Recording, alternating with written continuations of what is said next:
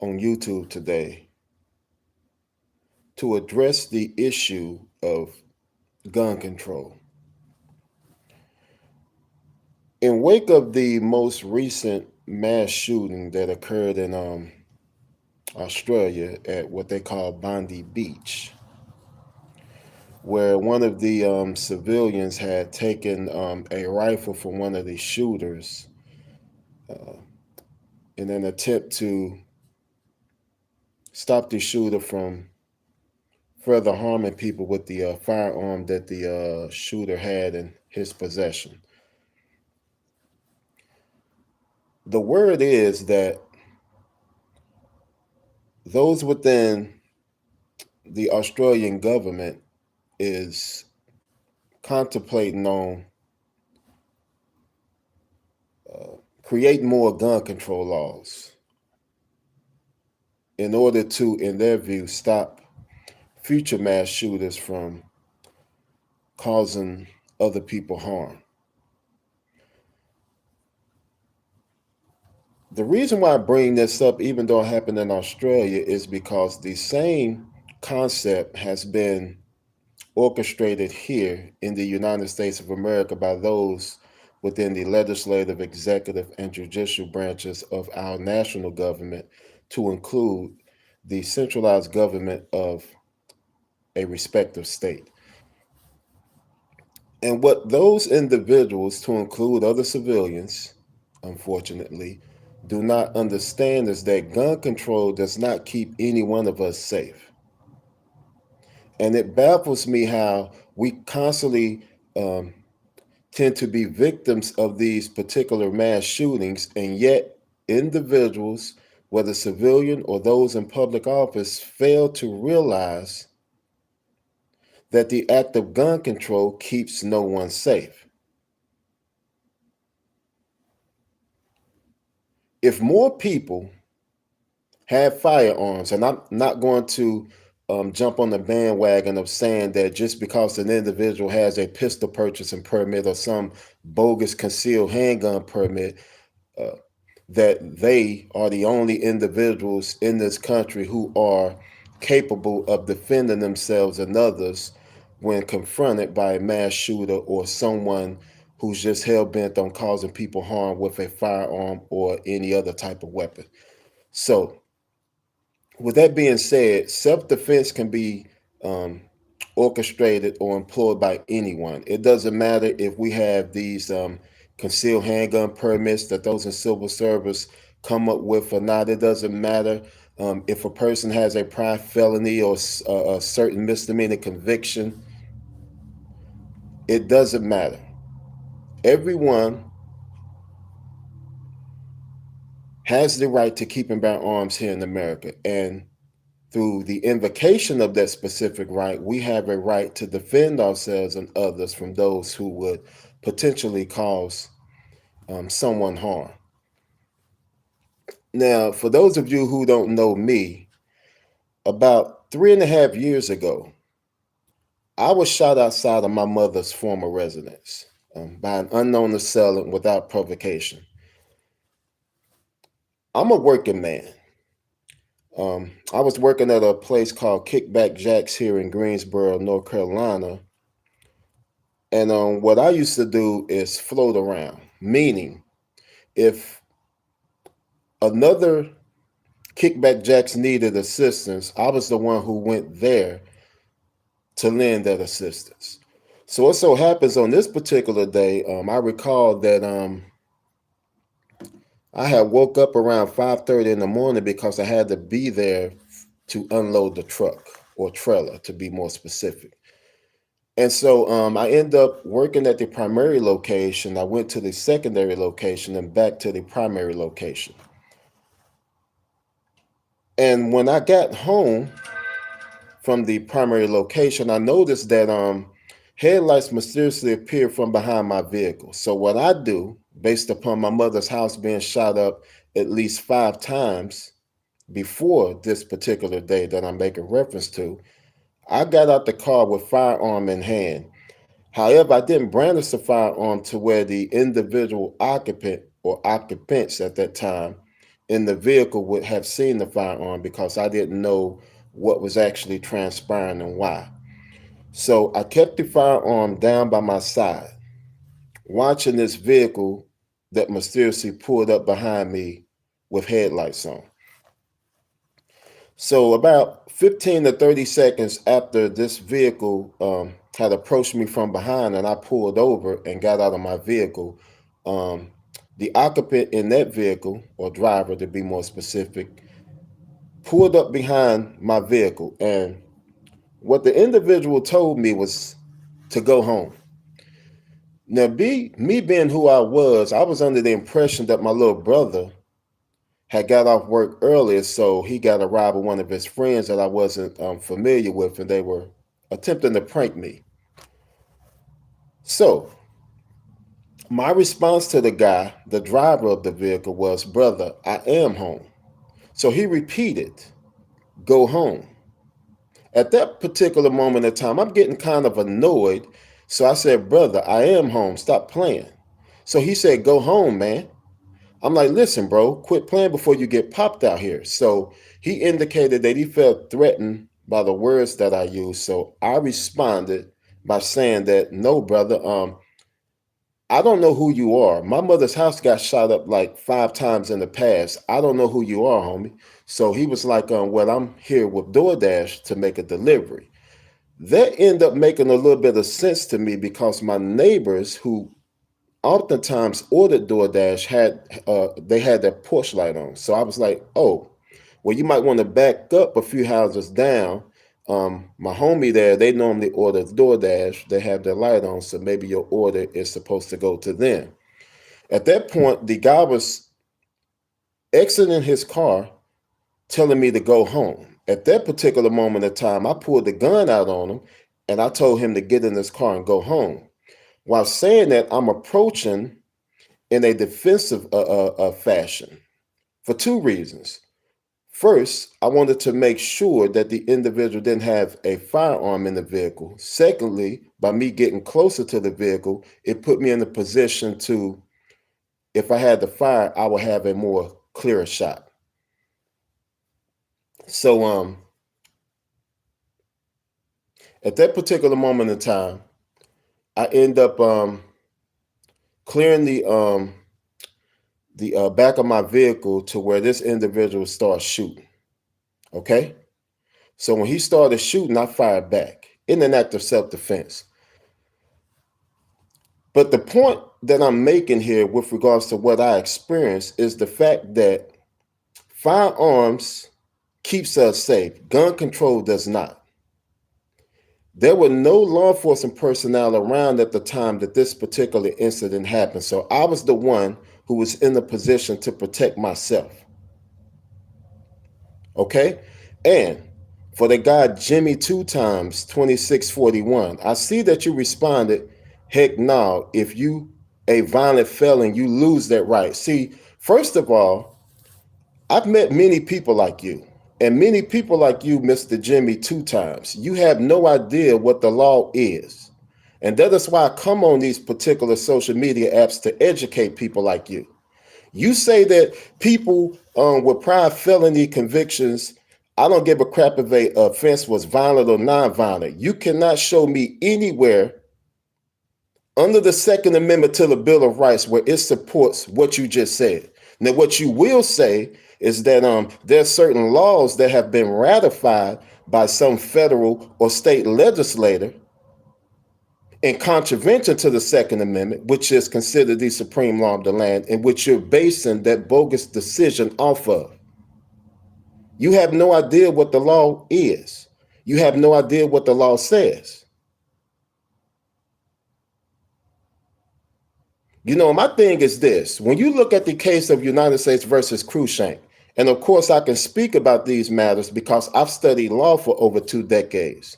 And in the process of studying law, I end up finding out that many of the things that we have been misled to believe, such as what you have been misled to believe in people with prior felony convictions can no longer have guns.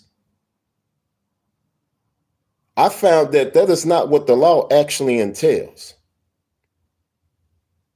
You see, in the case of United States versus Cruikshank, that's a Supreme Court precedent. The judges in that particular case specifically said that members of Congress have no authority under the Constitution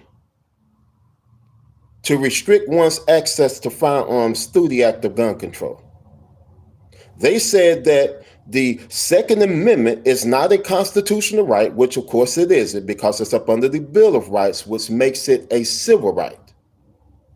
And because it's not a constitutional right, and members of Congress, to include the Supreme Court judges, governors, and of course the president for the United States of America, gets their authority from the people under the Constitution, and the Second Amendment right to keep and bear arms is not a right governed by the Constitution, the judges of the Supreme Court for the United States of America was under the impression, and rightfully so, that members of Congress have no authority to make any act of gun control because that is not their purview under the Constitution. You see, if the Second Amendment right predated the Constitution, that means that the Second Amendment right to keep and bear arms does not rely upon the Constitution for its existence. So if it existed prior to the ratification of the Constitution, or any of these statutes that have been ratified or enacted in contravention to the Constitution, that means that every act of gun control here in America, as it stands, is unconstitutional. Now, in the Cruikshank decision, I will say that after the judges made that evident with regards to the lack of authority that members of Congress have to enact firearm legislation, they went on to say that only state legislators had the authority under the Constitution to do that. And they were under the impression that that was the case because they felt, erroneously so, that the Bill of Rights did not apply to those associated with a state government. However, in the year of 2010, in the case of McDonald versus City of Chicago, the Supreme Court judges retracted that statement by saying that the Bill of Rights, specifically the Second Amendment to the Bill of Rights, apply with equal force to state legislators. And because it applies with equal force to state legislators as it did with members of Congress, that entails that every freaking act of gun control ratified by a state legislator is unconstitutional as well. And that is why I encourage you all, you have to learn the law. Stop basing your concept of law off of propaganda spewed from the lying mouths of politicians. Because politicians are not going to tell you all the truth as it relates to the freedom that we have to keep and bear arms. And the more people like Jimmy 2 times 2641, for those of you in the chat who sees the comment that he made, feels that way, the more you're going to put them in a position to take advantage of you to continue to enact legislation that is unconstitutional. Hey, here's the thing too, and I'm not really going to go into too much detail about the cases that I'm making reference to because I don't have the time to do that at this particular moment in time. I just wanted to get on this particular app to conduct this live stream to educate you all on the fact that gun control does not keep any one of us safe. It does not. If I didn't have a gun on the day that I got shot, that would have put that assailant of mine in a position to fully exit his vehicle, run me down and gun me down. You see, many people always rely upon police officers or military personnel for their personal protection. But what happens when none of those individuals are around to protect you? What is your second option? And if you don't have a firearm, when you are confronted with an assailant with a firearm or some other a dangerous weapon, what is your game plan? That is something that many of you need to ask yourselves. If you don't have a game plan, what are you going to do? I mean, what can you do under those specific circumstances? But I'm going to end this live stream with this. There's Supreme Court precedent that specifically says that the right to keep and bear arms is a fundamental right. Understand, the right to keep and bear arms is a fundamental right. And because it is a fundamental right, members of Congress, to include civilians, the President for the United States of America, the governors of a respective state that makes up this nation, to include any other judge or attorney general, has no authority to enact laws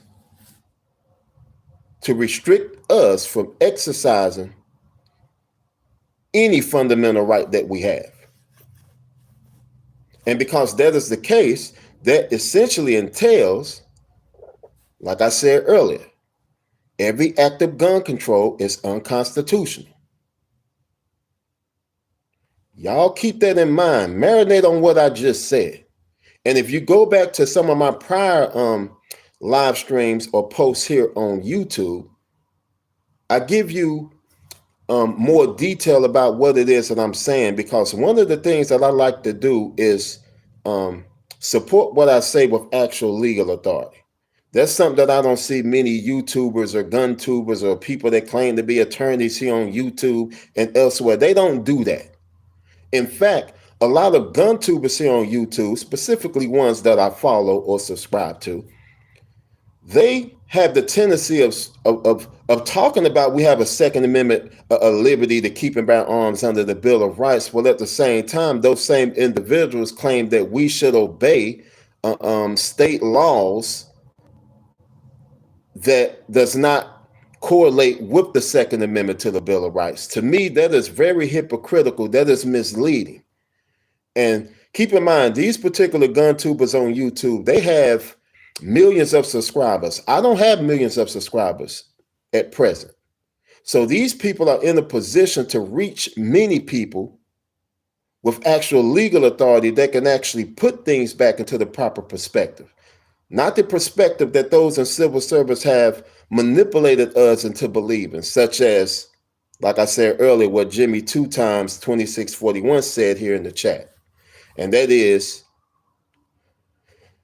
you, a violent felon, lose that right. And what he's talking about, the right to keep and bear arms. That is so freaking untrue, y'all. So very untrue. And the only reason why those in civil service get away with charging people with the offense of possession of a firearm by a felon in the state court system, or possession of a firearm in commerce after felony conviction in the federal court system, is because lawyers have not raised the issues in which I presented here to you all today and supported those issues with actual legal authority. That is a problem that I see. That is what's been going on for many years. You see, a judge is only bound by the facts and records submitted before then. So if these particular cases or forms of legal authority are not presented before the judge or the jury by the defense counsel or a defender who's proceeding pro se, meaning to represent oneself in the court of law, that means that a judge, even though knowing about the legal authority in which I mentioned here today, which confirms that every act of gun control is unconstitutional, a judge is not going to get involved in that particular situation, because if a judge were to do so, the prosecuting attorney can file to have the case overturned because the judge was not neutral. They will consider the judge to have been biased. And the same thing could be said for the defense attorney. If a judge was to have aided the prosecution in prosecuting a specific case against a defendant, based upon the prosecuting attorney not presenting evidence or facts related to the record before the judge. But if you don't study law, if you have never studied law to the extent that I have, many of you will not even know that. And that is a problem that many of you have to correct yourselves. Because if you fail to correct the problem, I can assure you all, and I've said this like 3 years ago, if you do not correct the problem, and that problem is allowing those in civil service to restrict your right to keep and bear arms because of some act of bogus gun control, you all have to realize that you may be the next victim of a freaking mass shooting or someone you love. Stop allowing those people in civil service to dictate when, where, how, and who can exercise specific liberties in which we place them in positions of public trust to protect and defend under the Constitution from enemies both foreign and, of course, domestic. Stop allowing them to dictate to you all whether you can keep and bear arms or not. We don't need no freaking man-made permit. We don't need their permission to conceal the weapons that we choose to own. We don't need their permission to buy the weapons that we choose to own. And if we're going by the Constitution, which is the supreme law of the land, then perhaps we, as civilians, need to hold other civilians, to include those in civil service, accountable when they overstep their bounds of privileged authority by restricting our access to the weaponry that we feel most comfortable with protecting ourselves. With that being said, you all have a nice day, and perhaps we'll do this some other time.